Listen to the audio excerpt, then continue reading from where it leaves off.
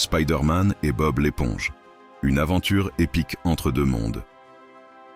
Par une nuit étrangement calme à New York, Spider-Man, Peter Parker, se balance entre les gratte-ciel, à la recherche de méfaits à arrêter. Soudain, un étrange vortex lumineux apparaît dans le ciel, aspirant tout sur son passage. Avant même de pouvoir réagir, Spider-Man est happé par le phénomène.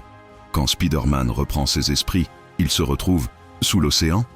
Et plus étrange encore, il peut respirer et parler normalement. C'est alors qu'une petite éponge carrée en chemise blanche et cravate rouge apparaît devant lui, l'air tout aussi surpris. « Oh, un super-héros avec un costume d'araignée. Et t'es pas censé être en train de combattre des méchants à New York ?» s'exclame Bob l'éponge.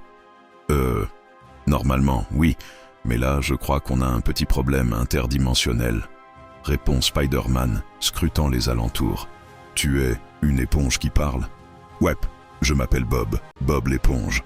Bienvenue à Bikini Bottom. » Alors que les deux compères essaient de comprendre comment Spider-Man est arrivé ici, une ombre menaçante approche, le terrible Dennis, un super vilain des profondeurs qui a volé une technologie lui permettant d'ouvrir des portails entre les dimensions. Son but ? Conquérir New York et Bikini Bottom. « Si on ne l'arrête pas, tout l'univers est foutu », s'écrie Bob. « D'accord, équipe improbable, c'est parti », lance Spider-Man. Ensemble, ils élaborent un plan. Spider-Man utilise sa science pour inverser le vortex, tandis que Bob distrait Dennis avec une bataille de bulles de savon géante et une chanson absurde. Qui vit dans un ananas sous la mer et sauve le multivers, Bob l'éponge. Dennis, fou de rage, envoie ses robots crabes contre eux. Spider-Man esquive et utilise ses toiles pour les neutraliser, tandis que Bob, avec une agilité surprenante, les attrape dans des filets à méduses. « Hé Dennis, tu sais ce qui est pire qu'un méchant ? Une éponge qui ne lâche rien !» crie Bob en lui sautant dessus. Spider-Man en profite pour activer son dispositif, refermant le vortex. Dennis est aspiré dans une dimension parallèle, celle des clowns effrayants, sa plus grande peur.